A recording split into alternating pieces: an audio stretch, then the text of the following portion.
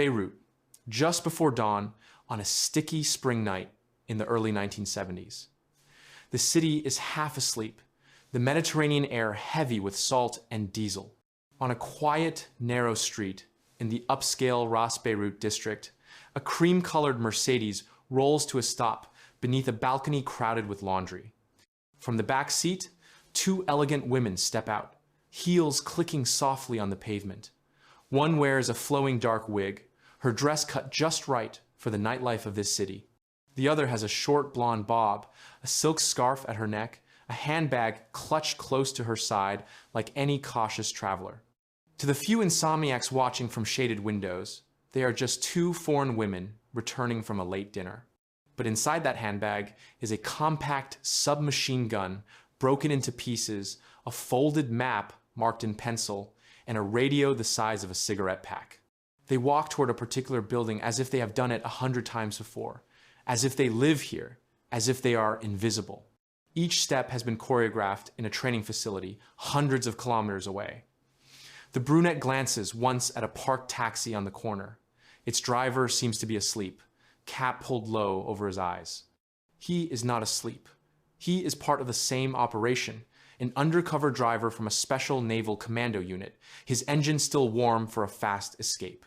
On the roof, another neighbor smokes a cigarette in the dark, the cherry of the smoke blinking twice in a pattern that means one thing.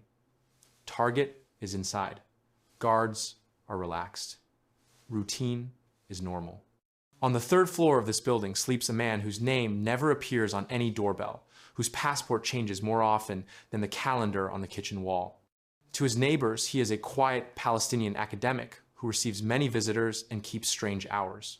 To the underground organization he serves, he is an architect of operations, a planner and paymaster, one of the minds behind the massacre of Israeli athletes in Munich in the late summer of 1972. To the intelligence service that has sent these women, he is something else entirely. A live file, a red priority, a problem that cannot be allowed to grow old. At the entrance, the women pause as if searching for keys. One of them quietly checks the weight of the handbag, feeling the cold metal inside. A man passes behind them, heading out for early morning prayers. And for a heartbeat, the entire mission hangs on the way they turn and smile, on whether their voices match their clothes. He nods politely and walks on. The brunette presses the buzzer. Somewhere inside, a sleepy guard shuffles to the intercom. The camera would hold on the close-up of the doorknob as it begins to turn, the latch clicking back, the barrier between normal life and a covert raid dissolving in an ordinary, everyday movement. This is not a night out. This is an invasion disguised as routine. This is how an intelligence service has chosen to answer Munich. Not in speeches, not in courtrooms, but in a quiet hallway on a Beirut morning, using agents dressed as women to walk straight into the heart of hostile territory. If they succeed, one of the key planners of a brutal attack will die in his bed. If they fail, an entire floor could erupt into a firefight. The city could explode in fury, and an already fragile region could be pushed closer to the edge. The door swings inward. The women step into the stairwell, their heels echoing softly on worn concrete, climbing toward a man who still believes he is safe. To understand why those women are climbing those stairs, you have to go back to the smoke and chaos of the Olympic Village in Munich in that late summer of 1972. The world watched on live television as masked gunmen scaled fences, broke into dormitories, and took Israeli athletes hostage. It was supposed to be a celebration of peace and human achievement. It became a broadcast of terror, ending with gunfire on a German airfield and the bodies of murdered athletes returning home in coffins draped with flags. For many watching in Israel, it did not feel like an isolated tragedy. It felt like proof that their enemies could strike anywhere, that the world was incapable of protecting them, and that justice might never come unless they took it for themselves. In the months that followed, investigators traced the planning of Munich through a web of safe houses, false identities, and couriers. One name began to surface in whispers and intercepted conversations. A man who seemed to appear only as a shadow behind others. In refugee camps, he had once been a teacher, explaining history and resistance to restless teenagers. In the internal structure of the organization, he rose quietly, never the one giving public speeches, always in the background, counting, organizing, allocating. He became the man who made things possible, arranging forged passports, transferring funds, choosing safe houses, pairing seasoned gunmen with fresh recruits. He did not carry a rifle in Munich, but without his networks, the operation might never have left the notebook. To his family, he was a distant but proud father, a man who disappeared on business trips and returned with gifts from faraway capitals. To the Palestinian organization he served, he was known as the architect, the one who could turn anger into logistics, slogans into actions, grief into a plan. To Israeli intelligence analysts, poring over files and listening to scratchy recordings from wiretaps, he became a clear and rising threat, a man who combined ideological commitment with cold, methodical skill. He did not seem reckless. He seemed patient. That worried them even more. Intelligence reports built a picture of his habits. He favored cities where the sea met the shore, places with busy ports and tangled politics. Athens, Rome, Beirut. He liked good coffee and quiet apartments with more than one exit. He traveled under multiple names, but certain behaviors remained constant. He preferred to sleep on the third or fourth floor, never the top, never the ground. He maintained two separate lives. In one, he was the discreet representative of charitable committees. In the other, he was a senior operative in a group that boasted about Munich as a victory and promised more. As public condemnations and speeches echoed after the Olympic massacre, he sat in apartments like the one in Beirut, counting money and planning what might come next. Inside Israel, the funerals of the athletes imprinted a promise on a generation. The prime minister at the time, her face lined with exhaustion, attended every ceremony, meeting every family. In private, surrounded by generals and intelligence chiefs, she asked a blunt question. If the world cannot or will not prevent this, what will we do? Files were opened, names highlighted. The policy that would be whispered about for decades took shape. Track those responsible for Munich across continents one by one and eliminate them wherever they could be reached.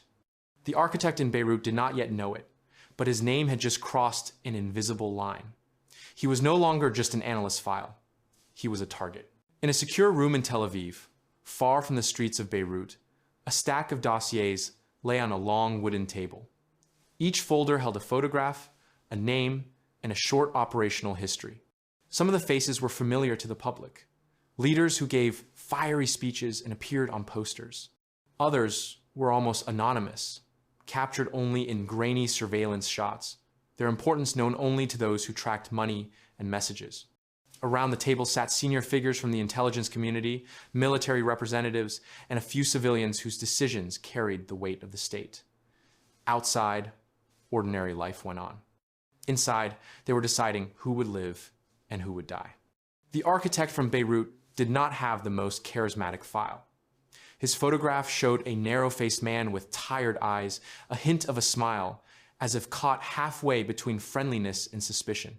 His code name in their system was clinical, a string of letters and numbers. The analysts presented his profile: involvement in planning Munich, control over financial channels, the ability to move operatives through Europe and the Middle East, his habit of vanishing just before operations took place. For months, some argued he was too valuable as an intelligence source, that by watching him, they could see future attacks forming. Others countered that as long as he breathed, he could help design another Munich. The debate was not only about him. It was about the larger question: how far should a state go in secretly hunting its enemies on foreign soil?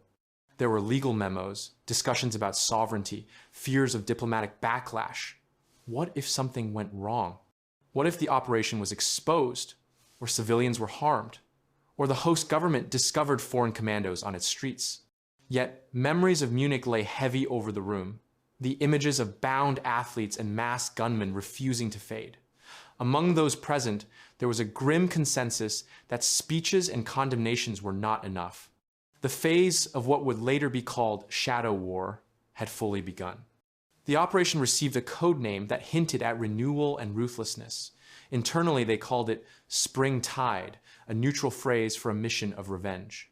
Under that umbrella name, multiple sub-operations were planned against different figures tied to Munich. For the architect in Beirut, the chosen method was direct and risky. An armed raid in the heart of a hostile city, carried out by units known for surgical violence. This would not be a quiet poisoning in a hotel room or an unexplained car accident.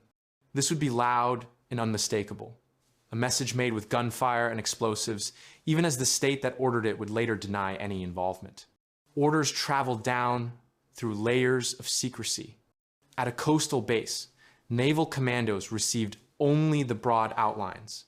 They would be moving by sea, landing on a foreign shore, and linking up with undercover operatives already inside the city.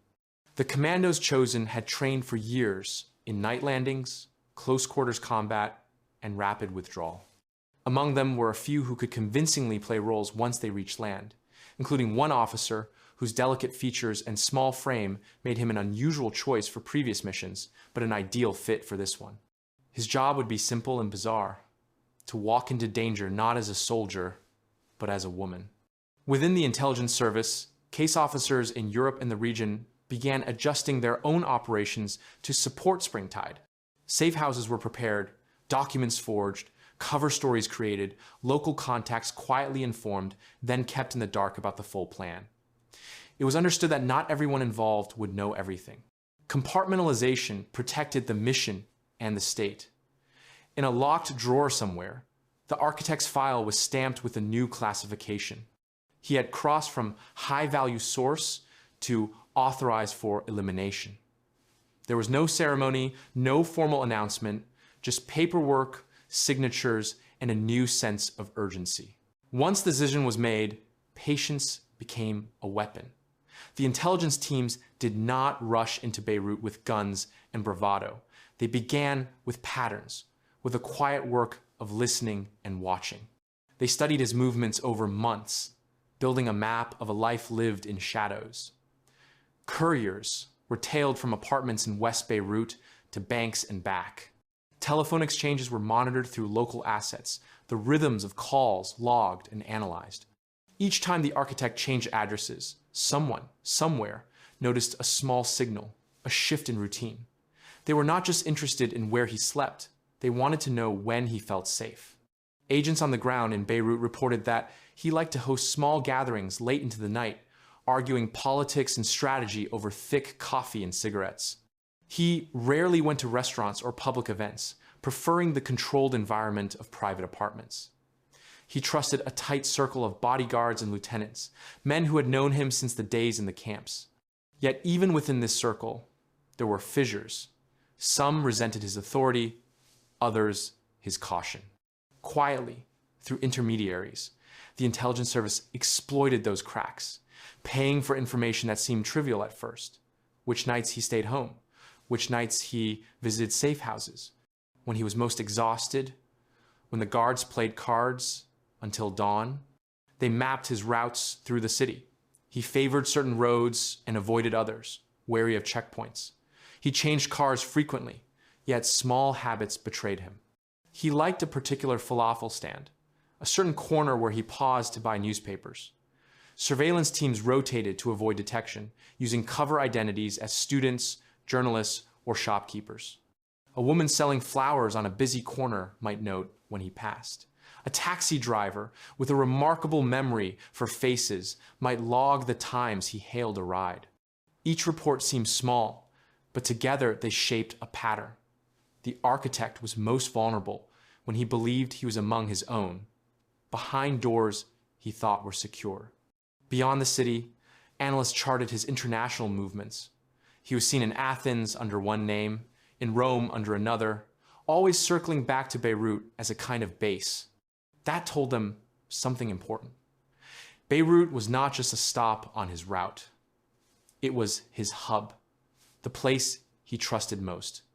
Despite the risks, when he stayed there, his luggage was lighter, his routine lazier.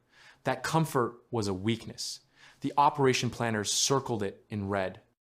If there was to be a raid, it would be there, in the very city he believed protected him. At the same time, the team studied the environment around his building. They noted the number of entrances, the line of sight from nearby rooftops, the usual police patrol routes, and the ebb and flow of civilian life. They noticed that late at night, the street outside grew quiet, particularly on certain days of the week when nearby cafes closed early. They observed that the building's doorman occasionally disappeared for long periods, leaving the entrance unguarded. They even timed how long it took an elevator to climb from the lobby to the third floor. Every detail had a potential operational consequence. The most important piece was the routine of his guards. On some nights, they were alert, sitting in the living room with weapons close at hand.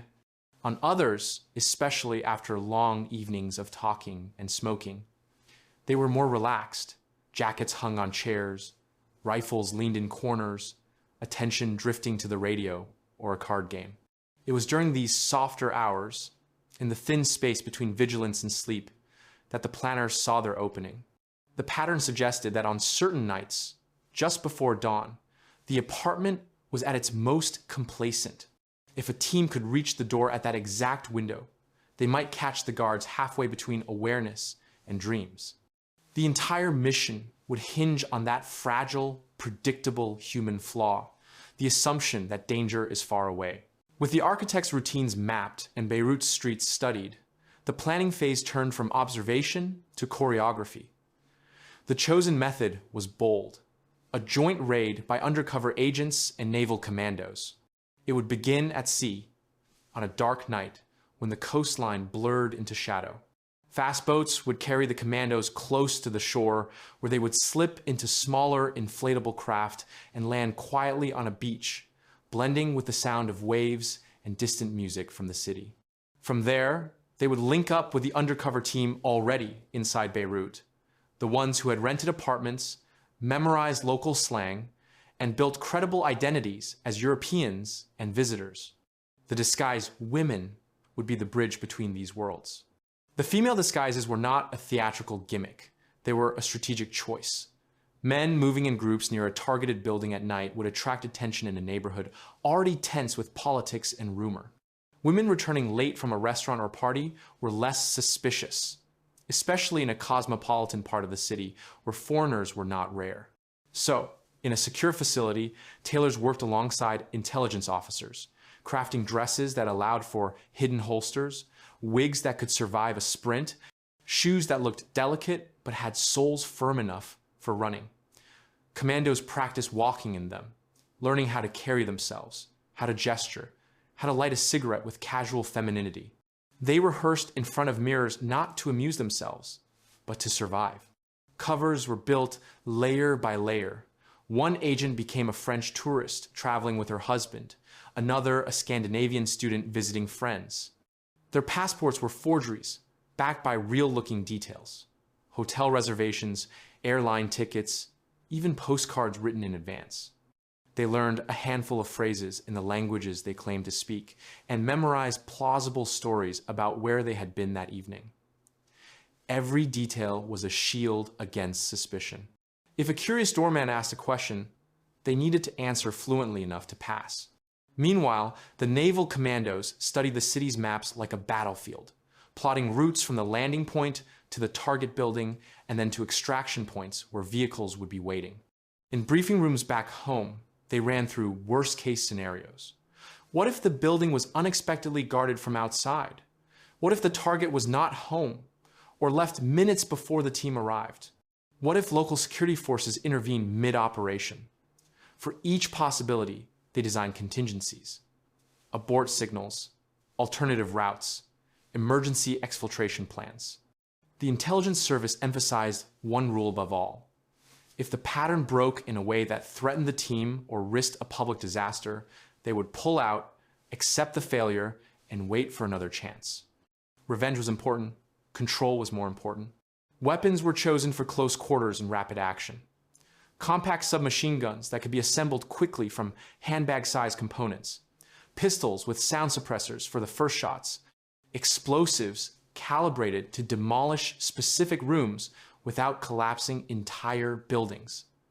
They even selected the type of tape they would use to secure doors behind them, the better to slow any pursuit. At the same time, they planned for the human element. One commander reminded them that behind every door were not just guards and a target, but also civilians, neighbors, families, maybe children sleeping in nearby apartments. They could not avoid all risk, but they could minimize unnecessary harm. That tension between surgical precision and the chaos of real violence haunted every rehearsal. In the final days before the raid, the operational tempo increased. Undercover agents in Beirut checked their equipment yet again, walked their routes at different hours, tested their radios in noisy streets and quiet stairwells. From the sea, reconnaissance craft observed the coast, timing the patrols of gunboats and noting when the beaches were most deserted. Messages flowed back and forth in coded language, confirming that the architect was in the city, sleeping in the third-floor apartment that had become the center of this operation. Once the intelligence teams were satisfied that the pattern held, a simple signal went out, disguised as an innocuous phrase in a routine transmission. It meant only one thing: go. Just as in the cold open, the raid begins quietly. The fast boats cut through the dark water off the Lebanese coast, engines muffled, their wakes erased by the night. The commandos sit in silence, faces streaked with camouflage that no one will see under the city's streetlights. When the coastline comes into view, they transfer to smaller craft, paddling the last distance in near silence. Feet touch wet sand, boots sink for a moment, and then they are moving inland, weapons concealed, following routes they have memorized in windowless rooms. Somewhere ahead, the undercover women are already in motion, walking in heels toward a building where a light still burns behind a curtain. Inside that building, the architect is half asleep, a cigarette smoldering in an ashtray, papers scattered on a table. His guards are tired, jackets off, radios turned low. They are in the drift between night's tension and morning's responsibilities, the point at which habits soften. When the knock comes at the door, it is late enough to be unusual, but not yet alarming. A guard mutters and goes to answer, peers through the peephole, sees what looks like two foreign women, slightly unsteady, perhaps with the wrong address. He opens the door a fraction, prepared to wave them away. That is when the first movement happens. A handbag snaps open, a weapon assembles in hands that no longer move like a woman's but like a soldier's, fast and sure. The initial shots are muffled but brutal, tearing the air in the hallway, striking the first guard before he can shout. The second guard reaches for his rifle, but he is cut down by a burst of fire from the stairwell where another operative has been waiting. The women slip into the apartment, now moving with the efficiency they were trained for. One heads straight for the bedroom, where the architect has jolted awake, confusion and realization battling in his eyes. For a split second, narrator and viewer might feel the strange intimacy of that moment. The man behind Munich facing strangers in dresses who've come to end his life.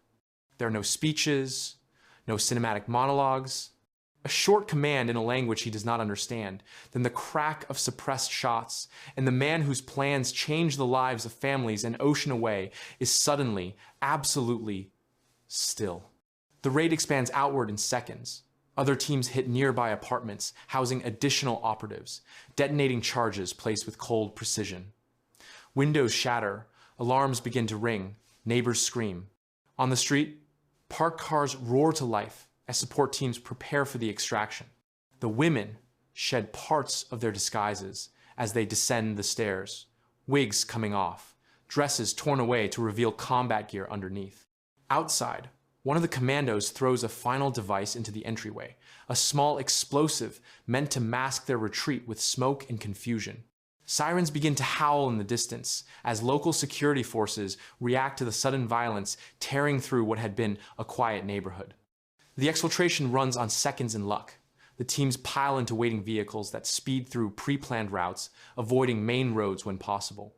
At a rendezvous point near the coast, the commandos rejoin their boats, abandoning cars that will later become clues in investigations.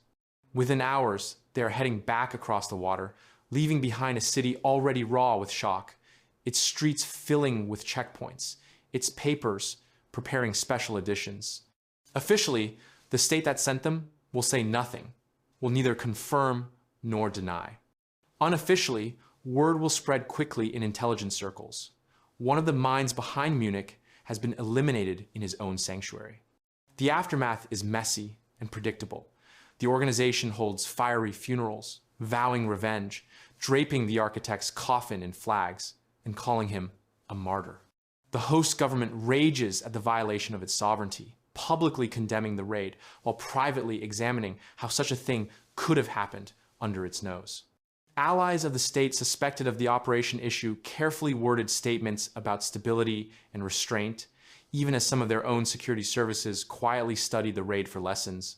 On paper, investigators list the cause of death as gunfire during an attack by unidentified assailants. To anyone fluent in the language of covert warfare, the signature is clear. From a strategic perspective, the removal of the architect disrupts networks, slows operations, sows paranoia inside the organization. Men who once felt untouchable now change apartments more often, trust fewer people, sleep more lightly. Yet the void he leaves is not empty. Others compete to fill it.